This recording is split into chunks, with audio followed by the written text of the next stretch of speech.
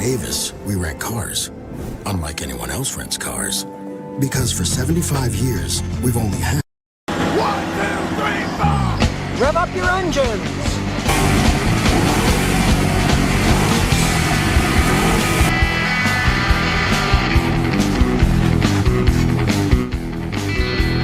It's time for ScottyKilmer.com. Car's automatic transmission is starting to shift erratically and jerking. Then stay tuned, because I'm going to show you how to fix a transmission that's acting up. As you can see by this automatic transmission control computer, modern vehicles have a lot of electronic computer controls. So the first thing you want to do is check the electronics of the transmission. Because it's useless trying to fix mechanical parts if you have an electronic one. So check the electronics first. So start with a good scan tool and plug it into the dash. And this Grand Am, it plugs in right under the right leg.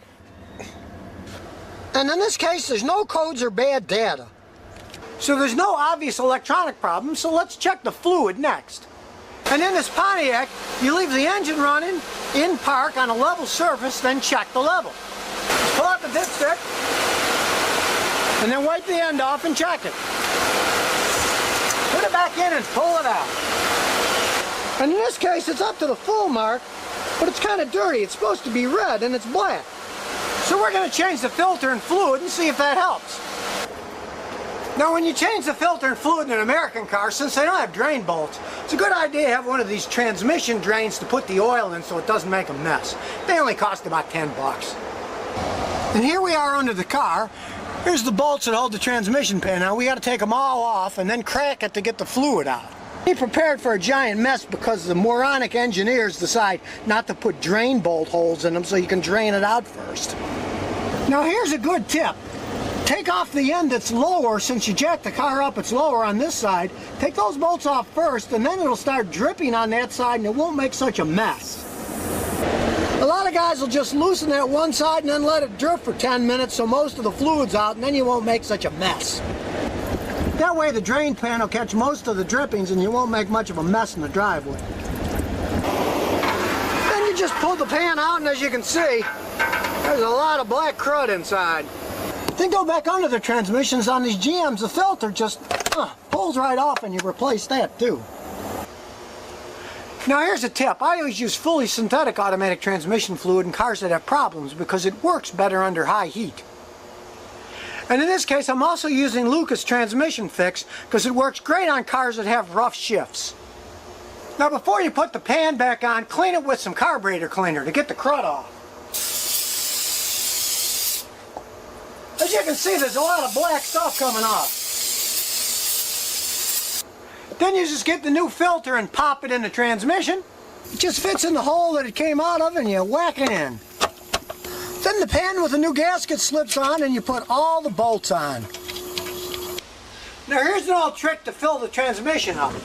Well, you already checked that new was full, so you measure how much came out, pour it in a container, and put that same amount back in. Just pour it all in and then you know.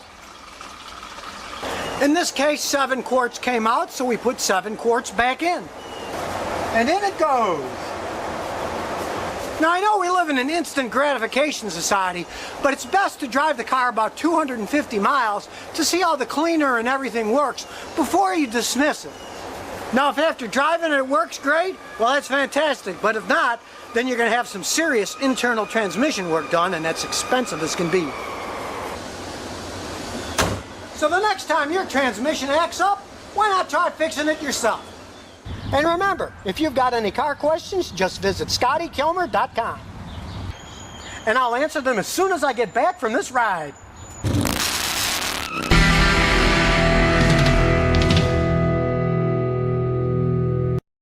With USAA Safe Pilot, I can save when I road trip safely. Or with USAA Safe Pilot Miles, I can save when I staycation. Yeah, with Safe Pilot, you can save when you drive. Or with Safe Pilot Miles, you can save when you don't.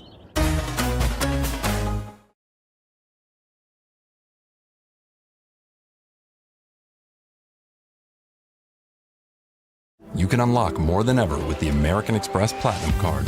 Access over $3,500 in value each year. Explore new restaurants with the $400 Resi credit.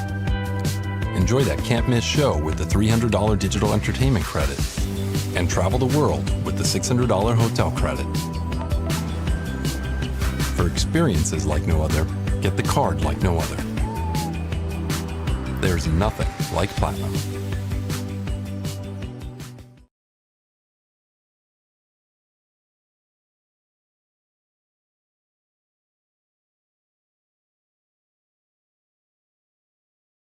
If you own a vehicle long enough, sooner or later it's going to experience transmission problems. And when it does, should you try a product such as Lucas Transmission Fix?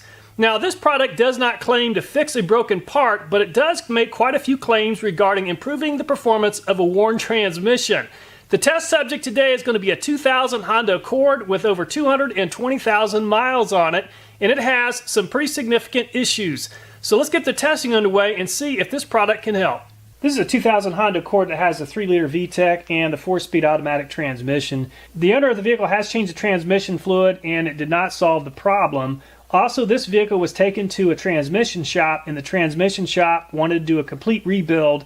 They indicated that the torque converter had gone bad and the only way to repair the transmission was just to do a complete rebuild.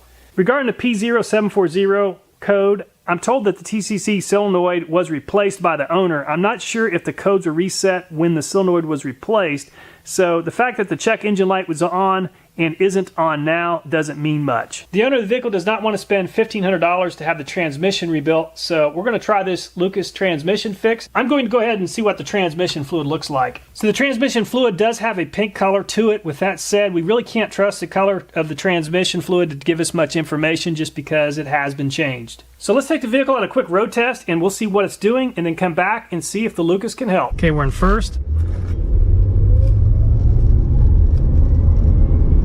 Second. Not going into third.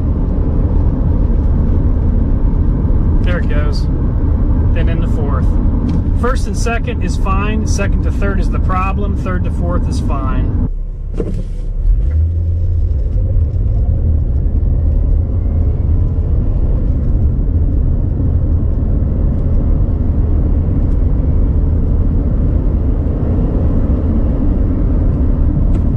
Okay, did not want to shift from second to third.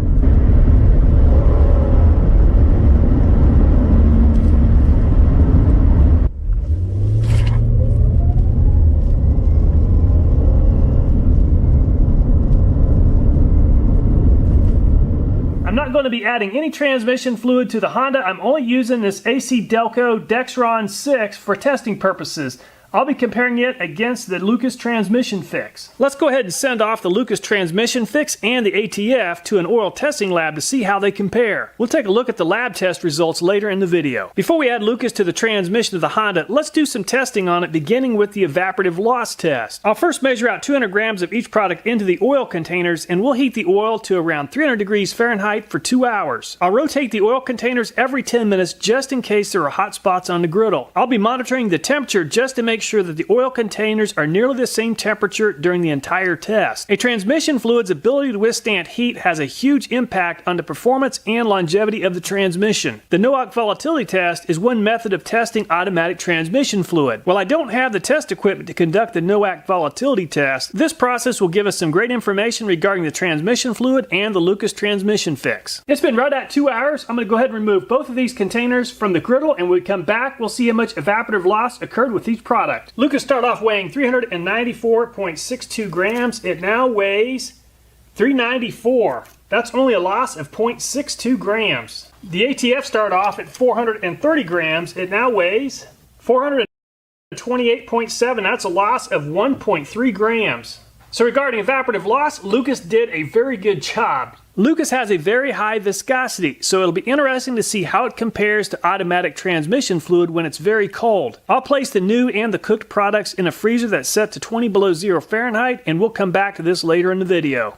Up next, we'll compare the film strength of Lucas and automatic transmission fluid. I'll measure out 40 milliliters of the cooked products that we'll be using during the test. The test will last right at 10 minutes. Once finished testing the automatic transmission fluid, I'll clean the tester and then we'll test Lucas. When it comes to transmission longevity, having the right blend of detergents, dispersants, and anti-wear additives can make a huge difference. While the lubricity tester doesn't simulate transmission operating conditions perfectly, it'll provide us with a lot of great information.